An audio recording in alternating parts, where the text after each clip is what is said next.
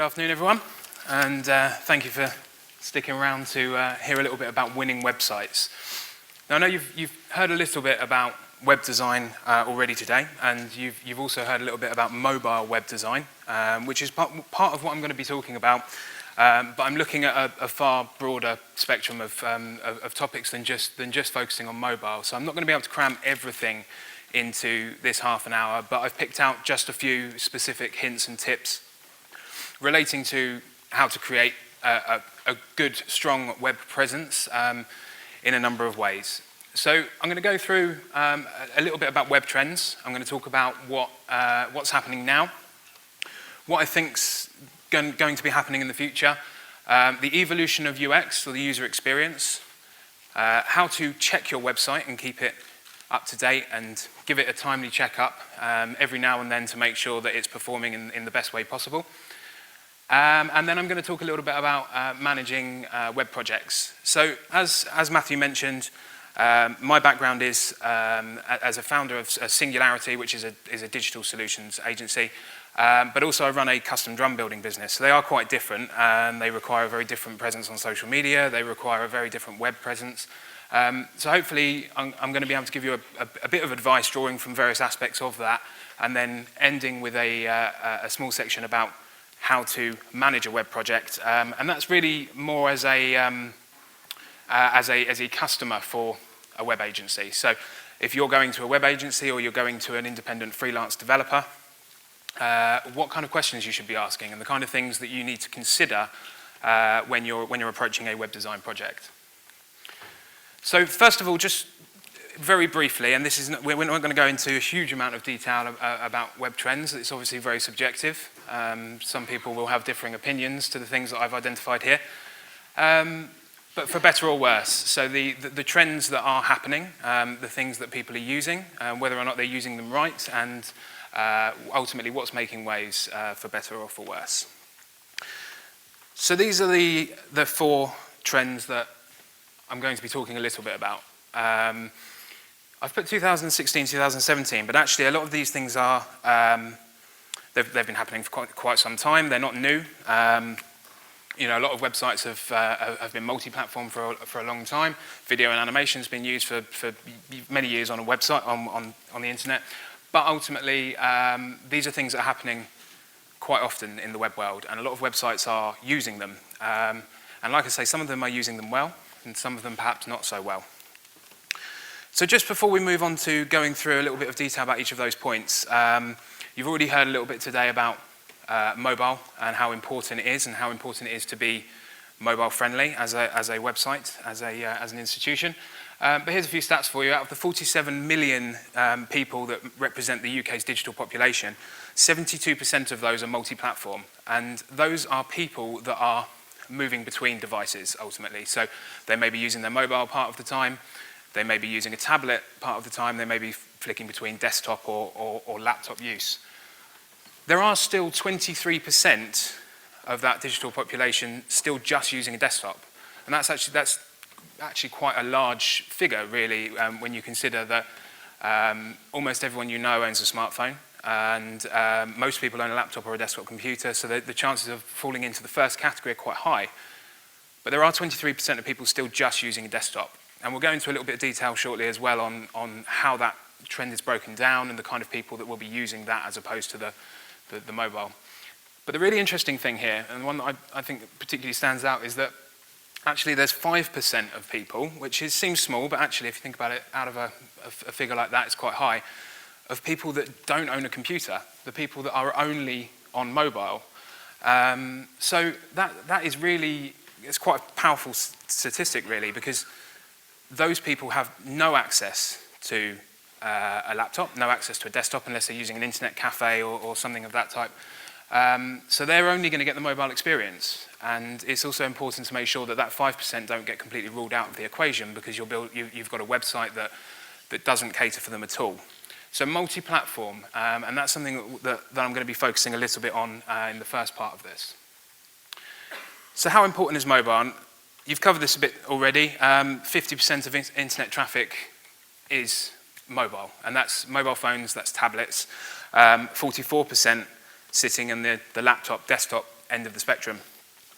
Now, the mobile internet has ultimately become a fountain of knowledge for most people. And actually, I mean, I find that I use it on a regular basis just to ask questions. So it's something that's always there. It's something that's always on hand. And whether it's, you know, I'm watching a film and I want to know what other films that actor's been in, I recognise them from somewhere, I'll Google the film, I'll use the Internet Movie Database, whatever it may be. It's become a powerful tool to get information.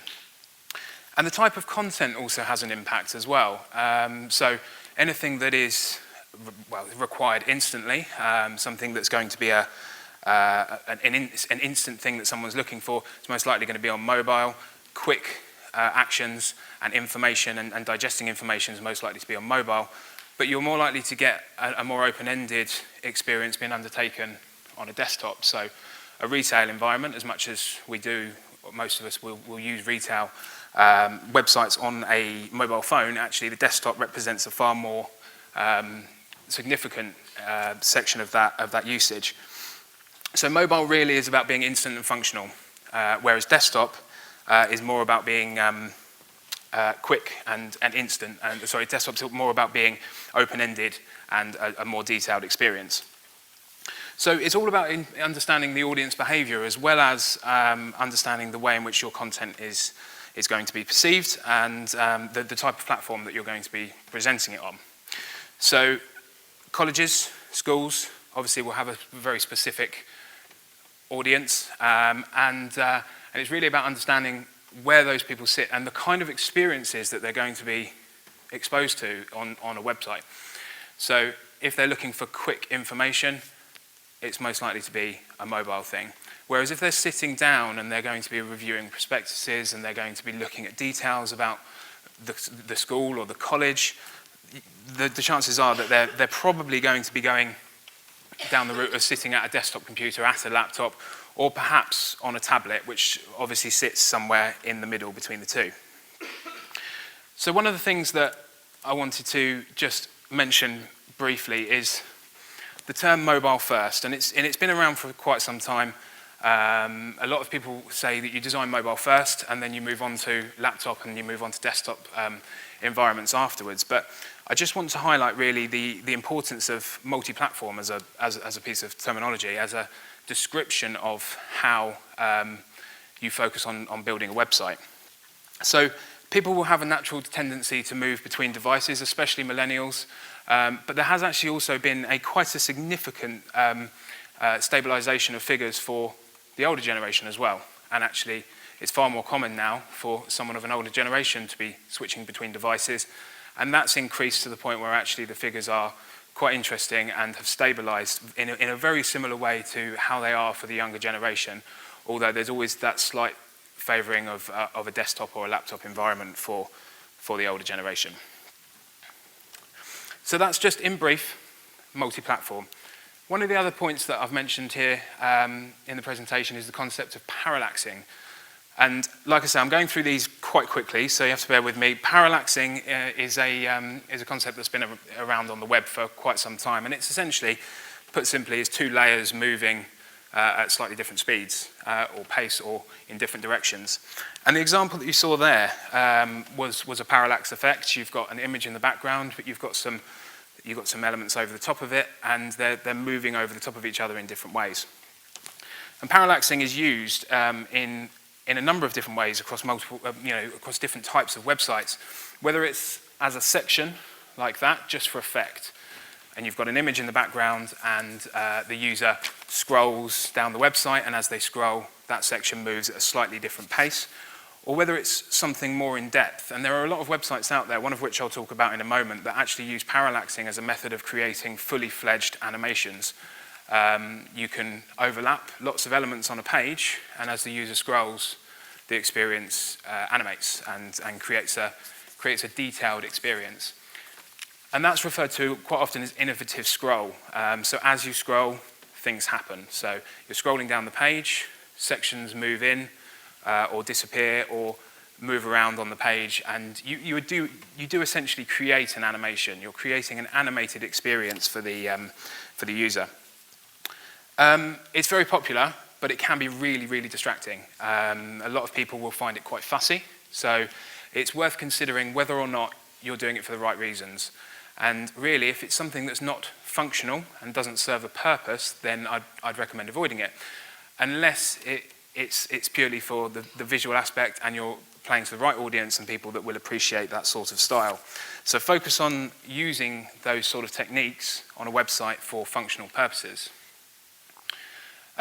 These two websites here are very illustration heavy, and the use of illustration has become significantly more popular in these type of websites, especially in information websites, in sites where you are just delivering facts or you're delivering information, or if you're delivering your information in a game-style environment, which this example is. So with this particular website here, you'll see, and it will be a bit hazy on the left-hand side, but actually where you've got the car driving up on the left-hand side and the sections, that's your menu, that's your navigation for the website. And this particular website, as you scroll, you are only scrolling one page. It's just a big, long, one-page website. All of the elements will move in, all of the elements will animate, and they'll create a detailed, complex Peril Axing user experience. So this particular one is actually bringing together quite a few different aspects of the technique, because it's mobile friendly, so it's multi-platform. It's got illustration, it's using the parallax effect to deliver information in an animated fashion. So it's a really interesting one. The one before, actually, I highly recommend you have a look at if you've got time. Google Make Your Money Matter, and it'll be the first result. And the entire website is information. It's delivering information to you, but you can actually spend a good 5 or 10 minutes just scrolling on that single page. And as you scroll, the scenes build up, they break apart, new information comes in, and it's delivered in a really interesting way. And I'm not saying that would necessarily work in a college or a school website, but perhaps as a microsite, a smaller area, something like that's, it is engaging and is interesting. And as much as, these sort of things are really the type of sites that are winning awards, actually, in reality, they don't really work as a full interactive site. So I've covered a little bit there about illustration. I've also talked about animation. Video is obviously getting a significant amount of use on websites as well, and whether that's actually just showing video content, so streaming YouTube content or having a video library or video content being available, but also actually having video content display in the background in sections of your website. And that's something that quite often is used in conjunction with Peril Axing. So you might have a video playing in the background on a website showing a scene of a college or university campus, or a time lapse, something happening. And that section there is basically just animating your website. It's bringing the website to life. Again, it is very important that it's not overused. So I'm going to move on now to just a little bit about the evolution of the user experience. UX as a term for user experience. I'll also be mentioning UI as well, which is user interface. And really what I'm looking to do here is just give you a bit of a breakdown of what the user experience is and how that impacts the development of your website and the ongoing improvements that you might make to your website as well. So this is a really simple definition for user experience. Now, this is particularly focused on the web world.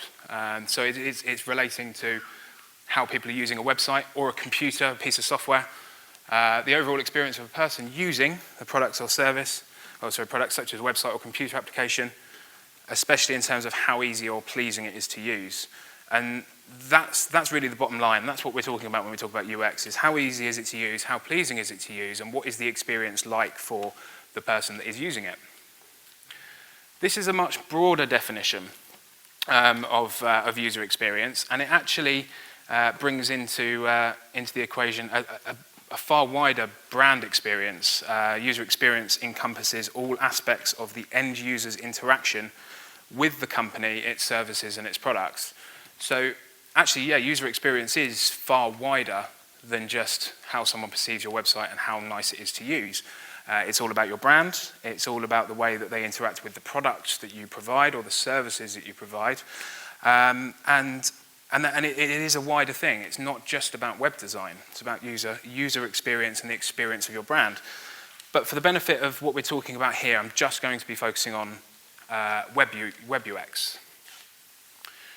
So I'm going to focus on a couple of different points relating to user experience and the way in which small decisions in a web design project can massively impact the experience that the user has. So first of all, we're going to talk a little bit about navigation. Hidden menus. Now, hidden menus, the concept is essentially that you've got a website with a menu and navigation, so different links to different sections of the website, whether or not they are on that page or on other pages, your blog, your information site, your podcasts, your social media. Your menu, your navigation for your website is how people get around. Hidden menus are essentially a concept of pushing it off the canvas of the page. So they're not shown by default, but then you can access them in a number of ways. It might be through the click of a button. If you're on a mobile device, it might be through some sort of gesture. So you might swipe left or swipe right to expand out some navigation and display it to your user. So this has really come from hidden menus. The concept has come from mobiles because you're working with a much smaller space as a web designer, working with a much smaller location, and the menu needed to go somewhere, and it couldn't be necessarily visible on the page because you're going to use a lot of your screen real estate very, very, very quickly. So hidden menus, they can be great, but they can also be quite bad for a user experience if they're not obvious. And that's one of the key points to make there, is that hidden menus aren't always good. They're really great on mobile, and they're highly recognized on mobile, and it's quite common that most mobile applications and most mobile websites will have a hidden menu. Desktop websites, on the other hand, as much as it's growing in popularity and it's growing, it's becoming more accepted to hide the menu off canvas, it's far less recognized, and some people will get confused by it. There's a concept in web design which we refer to as sticky menus or sticky headers, and essentially what that means is that your header or your menu, your top bar of your website, stays at the top of the page. And that, again, can be a good thing, can be a bad thing, and it's worth considering how your users are going to be interacting with your website to decide which of these routes you want to go down. So are you going to show your menu at the top of the page and keep it there when the user scrolls to the bottom of the page? Will it always be visible? And the key decision that you're going to have to make there is, what's the benefit to user experience? What's the benefit to the user in it staying there? If the website is quite short and all of your pages are pretty, minimal scroll, you probably don't need it. And a lot of websites I've found have put it there for the sake of it being there because it's the done thing, or it's a useful tool. Having the menu available all the time within the frame of the website is helpful, but there's no point if the website is really short and all of your pages, you can see the bottom of the menu anyway, and it's a minimal amount of scroll. And also it's worth considering as well whether or not you might want a different desktop and mobile experience as far as your headers and your menus are concerned. So that's something to consider as well. Scrolling navigation, I've partially mentioned. Scrolling navigation is essentially what's being used on that website that I showed you a moment ago, making your money matter. And the concept is that you navigate the site just by scrolling. There might not even be any sort of functional menu on the website. That's another approach, definitely. And it works for information-based sites like the Money Matters one, but not necessarily for things where there's lots of interactivity, there's lots of depth to the website, and it's just important to make the right decisions when it comes to using that. And of course, there's then variations on traditional menus. So you've got a menu at the top. You might have your logo in the center of the website and a menu underneath. You might then have sub-menus below that. You might choose to use what's called a mega menu, which is essentially where you create a big drop-down, wide, full-width space with lots of sub-menus within it. And And it might also be that you want to think about the positioning of your menu as well. And these are all things that massively impact user experience, but are significantly overlooked quite often, especially when it comes to getting something up and running very, very quickly. So just a few quick tips. The menus must be easy to find. Your navigation has to be easy for your users to find. If they get bored, they will just leave your website. It's as simple as that. And if they can't figure out where they're going and they can't figure out how to get the information that they want, they will leave. Consistency is also key. You wouldn't want a menu in one style on one page and another style on another page. It can create confusion, and it does ruin the user experience. Ultimately, the bottom line of a lot of the things that I'm talking about here are simplicity. And it's important that the menu is simple, it's easy to understand, so that you can have a consistent, simple, easy to use experience for the user. And as a final point, it's quite important to highlight where the user is as well, especially if you've got quite a big complex menu. As the user navigates through the site, indicate somehow where they are. And that might be that you change the font color of that item in the menu, or it might be that you put a box around it, or that it's got an icon next to it, or that section's a different color. But the important thing is to highlight the current location of the user. Just blasting through, and appreciate I'm going through these fairly quickly. Just want to talk a little bit about use of iconography in websites. These two icons are pretty common in both mobile design and in web design. The one on the right is referred to as a hamburger menu, for obvious reasons. Looks like a hamburger. And it is very common in mobile as a button to expand a menu. So your off-canvas hidden menu will probably come from an icon, something like that. It is used in desktop, and it is used in desktop web design, but it's a little bit less common, but we'll have a look at some examples that do use it in a minute.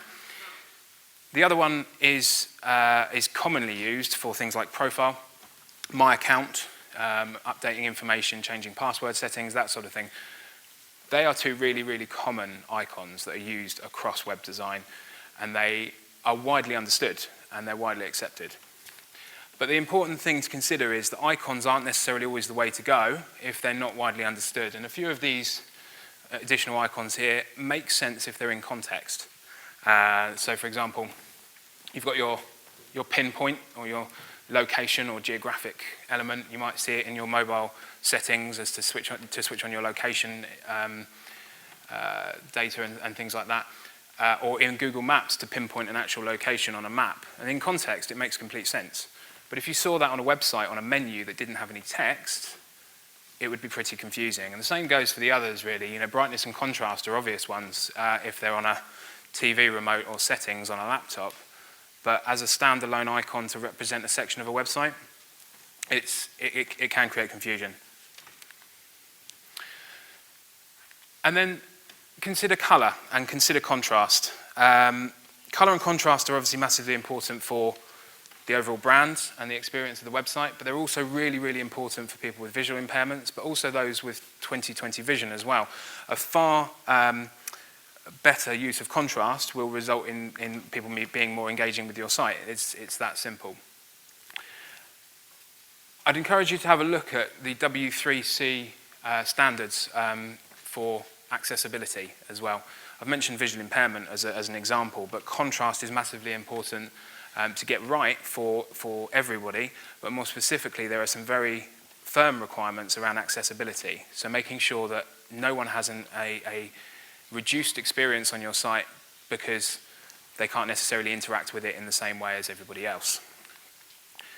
And if you go on Google and you type in website contrast checker, you'll find a load of different tools that you can just pop in your website URL or put into colors and check whether or not they are the right level of contrast.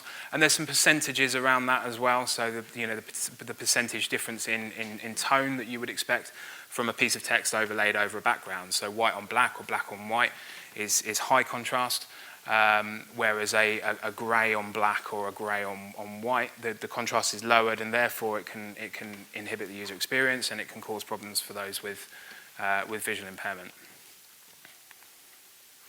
So here's a website that I would imagine that most of you have used in some fashion, whether it's on your mobile or whether or not it's on a desktop. This is the current incarnation of YouTube. So it's a simple site, actually, in terms of the layout. I mean, obviously, functionally, there's a lot more going on within the actual website itself. But it's a simple design. It's very clean. You've got all your content in one place. You've got very little visible navigation on the website at all, actually. And it's been refined over many years. This was YouTube in 2005. So this was when YouTube started. YouTube was launched in 2005. And this is a screenshot. You've got some missing images and things because it was not a full screenshot of it. But this was what it looked like in 2005, and the design was actually radically different. If you look at the way that everything is on the website, you've got a few key points here. So gradients. There's gradients there. You've got color fades, things like that. Not really as common in web design now. People tend to go for a flat sort of look rather than adding texture. They've got that tab menu at the top, which was quite common at the time, and that was actually quite widely accepted as a method of navigation. It's drawing from a traditional filing system concept, which obviously as the internet had become more popular and evolved, people were designing websites based around everyday concepts that people were familiar with. But also, it's got significantly more hyperlinks, very few buttons, or in fact not really any buttons in the user interface. And the styling is very, very, very traditional. So this is a really, really early incarnation of the service. If we jump back now to the current version of YouTube, you'll see that quite a lot has changed. There's a significant change in things like the navigation. The layout is quite different. And what they've really done is just to point out a few changes and the way that that's happened. Up in the left-hand side, I'm not sure if you can see it specifically, but just to the left of the YouTube logo is a hamburger menu, is a hidden menu. Everything that wasn't being used on first click of the website has just been pushed off into that menu. And they've created the user experience on this website by looking at users' activity and understanding how people are interacting with it. Everything that is not commonly used is off to the side. You've got account settings in the top right, and those are, sign in, upload video, that sort of thing. And then the center of the website is purely occupied by recommended and recently viewed content, and you've got a search bar at the top. The two most obvious and most common things that someone's going to be doing on YouTube when they go here is searching or looking at recommended content, using it more as a method for delivering content. So this has completely been forged by its users. And in the last 11 years since YouTube came into inception, the user has been responsible for creating this user experience. And it's really important to understand why that is. And here's a really great example, and I think this encapsulates what user experience is versus design. A lot of thought and money has been put into development of that pathway. And someone thought it was a really great idea to have it like that, but everyone else thought differently. And everyone else has gone straight across that pathway there. And this is what YouTube, what's happened with YouTube, but YouTube have adapted to it. And that's one of the important things that you need to be doing with your website. And we'll go on, I'm going to talk a little bit about checkups that you can do on user experience and things like that as well. But this is user experience in a nutshell. People will forge their own path, and it's about recognizing that and going with it.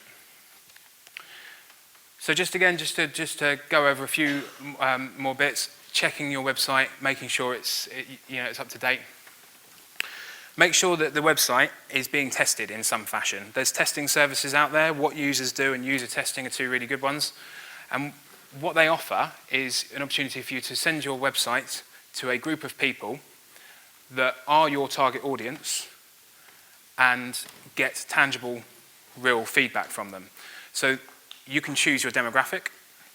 You can set the tasks that you want your demographic to undertake, and that website test will then be sent out to a load of people that meet that those requirements. I used to test on a couple of these websites, and what you get back is a video of the user doing what you've asked them to do, and narrating it as you go through. So you'll get back something like, okay, so I've been asked to log in. Okay, my natural inclination is to go up to the right-hand side, and you get a real sense for what people are naturally going to do. And it's really important to analyze user activity in the way that YouTube and many, many other websites do.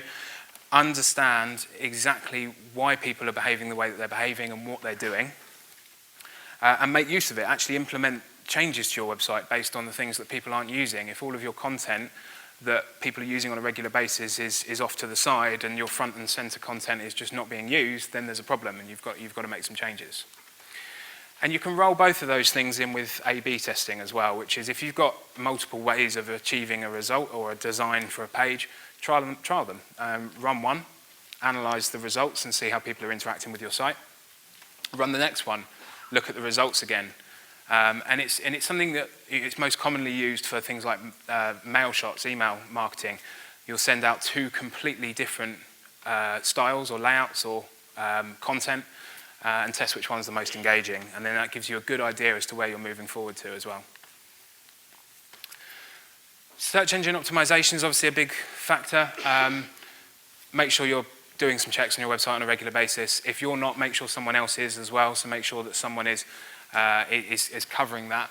SEOwebpageanalyzer.com is a really quick and simple, put your website in, get an instant free report. It's not massively extensive, but it gives you a few pointers and it will always bring up some things that you possibly haven't considered. Make sure that you're keeping your content fresh, and that could be blogging, it could be podcasting.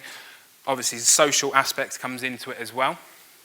Bringing in your social media and making sure that your social streams are present on your website, not only to keep your content engaged and keep things happening on your website, it will increase your search engine ranking, it will drive people back to your social media as well.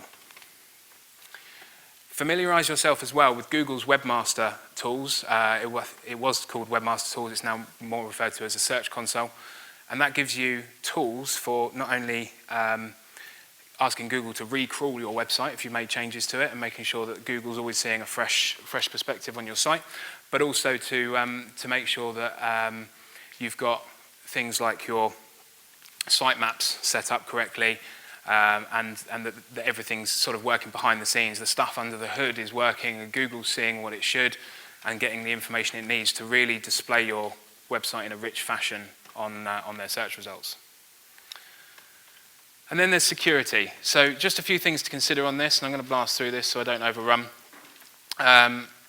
Is the platform that you're using secure? If it's a WordPress site, I mean, WordPress is obviously widely used, but quite often there'll be a security vulnerability arise, and there'll be a big update that comes to WordPress for one particular vulnerability.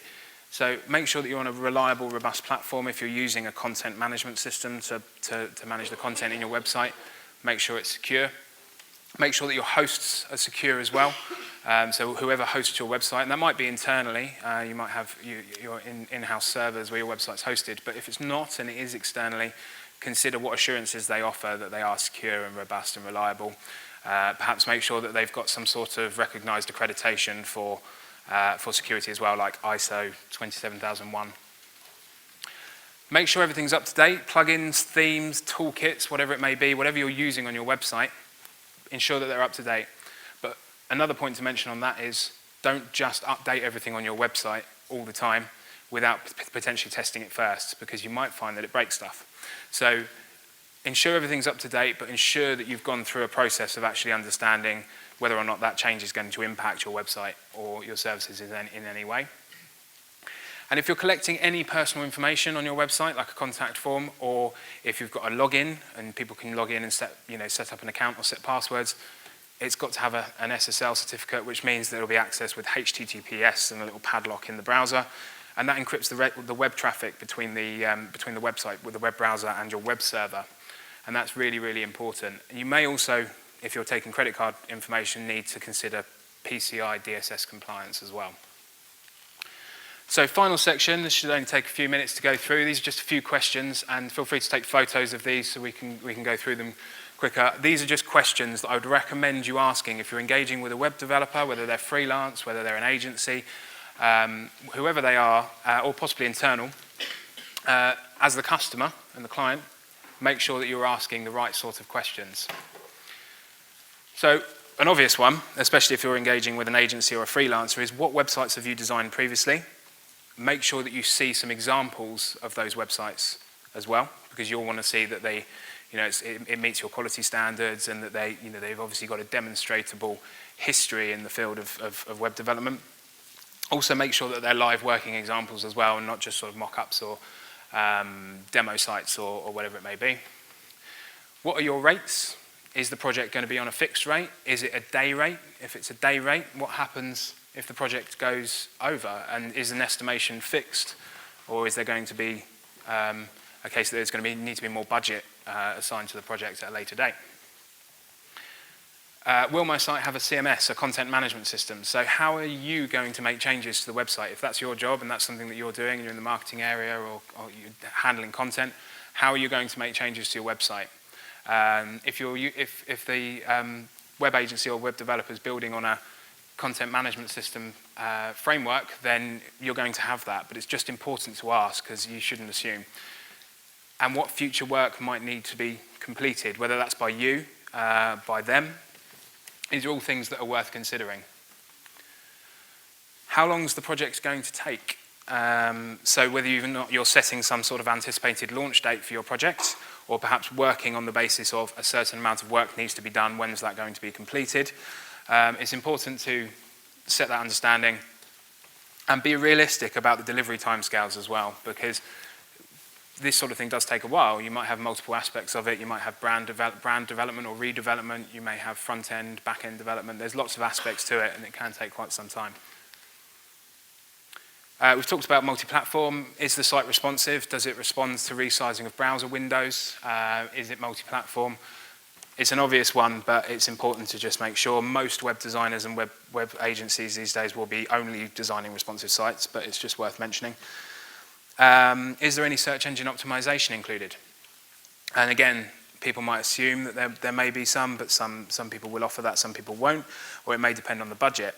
So how much optimization will be done to the site when it's handed over to you is one thing, but also there's the need for ongoing optimization as well. So do they offer any post-launch solutions? Will they monitor the website later on and perform further optimizations? These are all things that are just really important to get down early on. Who writes the content? So do you write the content? Do they write the content? Are they going to have to understand a load of aspects of your institution or business in order to get to the point where that content is relevant to your brand? What information do they need from you in order to make that happen, if that's the case? Do they offer ongoing support? So websites can need constant updates. There might be, things might break, things might change, plugins might update and cause problems, but what's included in the price that you're paying up front? And is there any ongoing support? And if so, how much does it cost, and what is included within that as well? Because people may offer different packages, or it may be that they just deal with your queries on an ad hoc basis. And how much design is included in the website development as well? So are they going to be doing logo design for you? Will the site design be done from scratch? All the things that you need to consider. Are they going to be taking your brand guidelines and implementing onto a website as well? So those are just a few. There are obviously many, many more, and there's many more things that you could consider. If you've got any questions about anything to do with web projects or integrating websites into different services, feel free to drop me an email. Presentation will be available as well. I'll happily answer any questions by email if you've got any for me as well. Thanks very much.